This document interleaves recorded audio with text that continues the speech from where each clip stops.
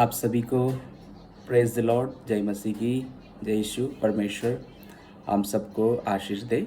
और आप सबों के सामने एक बार फिर से मैं एक नए विषय से मैं बातचीत करना चाहता हूँ।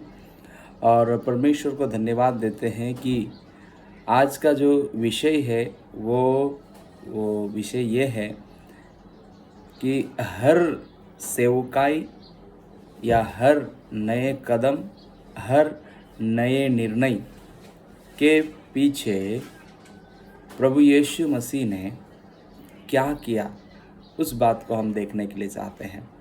प्रभु यीशु मसीह हर एक छोटा सा बड़ा जो भी निर्णय लेते थे या आगे कदम बढ़ाते थे, वो पिता से प्रार्थना करके ही, प्रार्थना करना मतलब पिता से बातचीत करना, पिता के साथ प्लान करना, पवित्र आत्मा के साथ प्लान करने के बाद प्रभु यीशु मसीह आगे बढ़ते थे। इसलिए प्रभु यीशु मसीह की हर एक जो सेवकाई थी वो बहुत सफल और फलदायी होती थी। और जब हम देखते हैं बाइबल के अलग अलग पदों को, तो वहाँ पर हम देखते हैं प्रभु यीशु मसीह जब 12 चेलों का चुनाव करने वाले थे, तो वहाँ पर जब हम लूका रचित सुसमाचार उसके 6वें अध्याय उसकी 12वीं आयत को देखते हैं। मैं आप लोगों के लिए लूका रचित सुसमाचार से पढ़ना चाहता हूँ। वो यहाँ पर ऐसा लिखा है, लूका रचित सुसमाचार उसकी 6वें अध्याय उसकी 12वां आयत के अंदर देखते हैं, तो यहाँ ऐसा लिखा हुआ है। देखिए, उन दिनों में वह पहाड़ पर प्रार्थना करने को गया और परमेश्वर से प्रार्थना करने में सारी रात बिताई। 13वां, जब दिन हुआ तो उसने अपने चेलों को बुलाकर उनमें से 12 चुन लिए और उनको प्रेरित कहा। मेरे प्रिय भाइयों बहनों, प्रभु यीशु मसीह एक बहुत अहम निर्णय ले रहे थे, किन चेलों को चुनाव करना है, और 12 लोगों को उन्होंने चुना और उन्होंने प्रेरित करके, यहाँ पर हमने देखा, प्रेरित करके उनको प्रेरित नियुक्त कर दिया।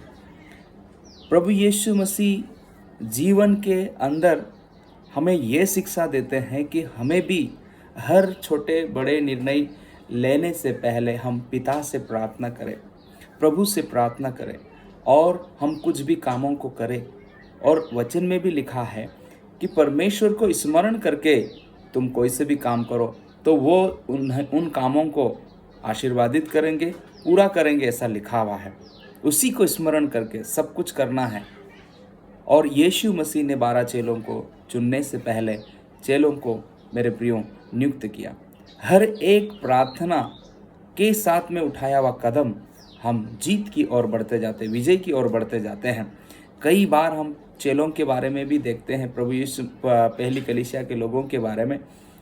पौलुस कहीं और जाने वाले थे, परंतु जब उन्होंने प्रार्थना किया, प्रभु का आत्मा ने उनको रोका, ऐसा लिखा है। मेरे प्रिय, जब हम प्रार्थना करेंगे तभी तो प्रभु इंटरएक्ट करेगा, हम इंटरफेयर करेंगे, प्रभु यीशु मसीह हमको रोकेगा। हम रुकने के लिए तैयार नहीं है, हम चलते रहते नॉन स्टॉप। एक जगह पर भजन संहिता 46 उसकी 10 आयत में भी लिखा, चुपचाप हो जाओ, जान लो कि मैं ही परमेश्वर हूँ। जब हमें कुछ समझ में नहीं आता, जब हमको कुछ समझ में नहीं आ रहा, क्या करना क्या नहीं करना, चिंता से भरे हैं, तनाव से भरे हुए, उस समय में हमें प्रभु यीशु मसीह के और ताकना है, चुपचाप हो जाना, बी साइलेंट। और फिर प्रभु हमारे लिए रास्ता बताएंगे, आइडिया बताएंगे, प्लान बताएंगे कि हमको क्या करना है।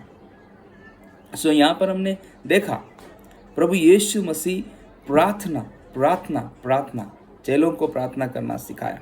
और हम जब प्रार्थना करते हैं तो प्रभु उसका जवाब भी हमको देता है, चेलों की नियुक्ति। और दूसरी बात, जब प्रभु यीशु मसीह के आगे देखते हैं, मरकुस रचित सुसमाचार 6वें अध्याय उसकी 46 में, चेलों को वो नाव पे चढ़ा दिया, भीड़ को विदाई दे दिया, और 6वें अध्याय उसकी 46 आयत में लिखा है, वो आप सबको विदा करने के बाद पहाड़ पर प्रार्थना करने के लिए चले गए।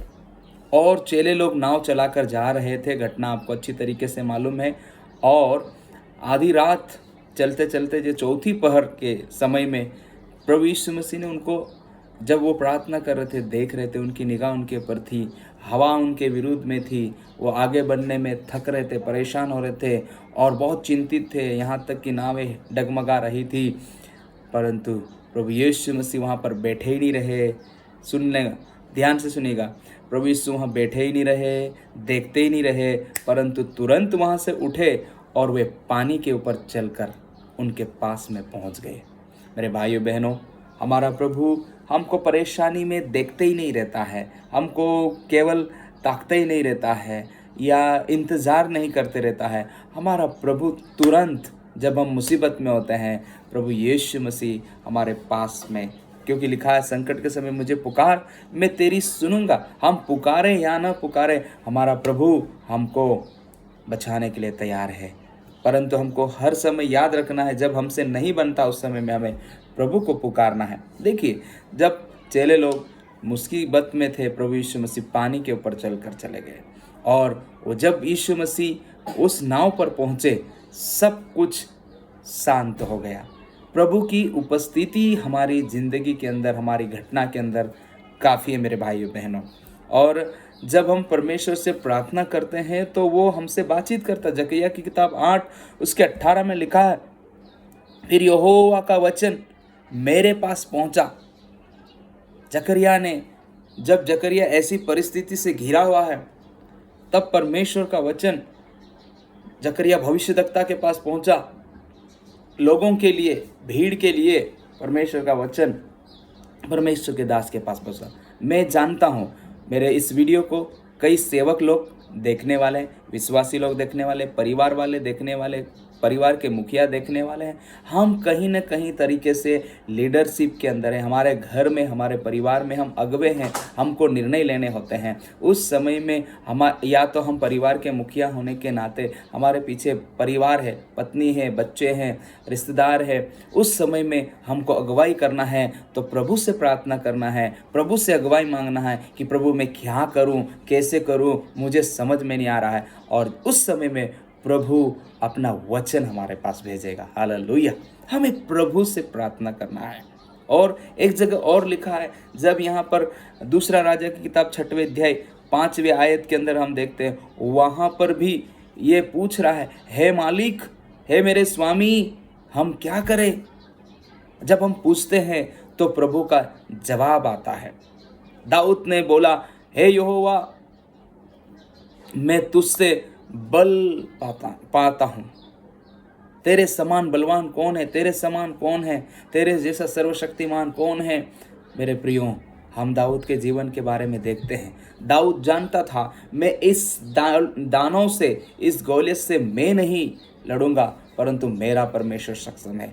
और परमेश्वर ने दाऊद के साथ रहकर एक बड़ी विजय को, जो 40 दिन के डरे हुए इजरायली लोग, इजराइल की वेल सेना, राजा और पूरी प्रवीण, युद्ध में प्रवीण जो सेना थी वो डरी हुई थी, परंतु एक अभिषिक्त व्यक्ति जो परमेश्वर से समय बिताने वाला, समय परमेश्वर के साथ में रहने वाला, परमेश्वर से सुनने वाला, परमेश्वर से बातचीत करने वाला, परमेश्वर से प्रार्थना करने वाला व्यक्ति दाऊद, आज मुझे और आपको एक दाऊद के समान हमारा जीवन प्रार्थनामय जीवन होना चाहिए। और दाऊद ने एक बड़ी विजय को प्राप्त किया, उसके पास में एक बड़ी गवाही थी। क्या आज सुबह के समय हमारे पास एक बड़ी गवाही है क्या? अगर नहीं है तो हमें प्रार्थना में समय बिताने की ज़रूरत है। चारों तरफ से परिस्थितियाँ हमारे विपरीत, हमारे बिल्कुल अलग चल रही है, परंतु हम जब प्रार्थना करेंगे, हमारा परमेश्वर हमारे लिए रास्ता निकालेगा। Don't look here and there, हमको इधर उधर देखने की ज़रूरत नहीं, हम प्रभु की ओर देखेंगे, हमारा प्रभु हमसे बातचीत करेगा, वो रास्ता निकालेगा, ज़रूर वो हमारे लिए बड़ा काम करेगा। इसलिए विश्वास के साथ में हमको आगे बढ़ना है। हमारा प्रभु हमारे लिए बिल्कुल रास्ता निकालने के लिए तैयार है। परमेश्वर आप सबों को बहुत आशीष दे। God bless you. एक ही बात, प्रार्थना में बने रहना है, एक दूसरे के लिए प्रार्थना करना है, क्योंकि परमेश्वर हमारे जीवन में, हमारे समय में बड़ा काम करने के लिए जा रहा है। God bless you. परमेश्वर आपको आशीष दे। चैनल को लाइक, सब्सक्राइब और कमेंट्स कीजिए। परमेश्वर आशीष दे।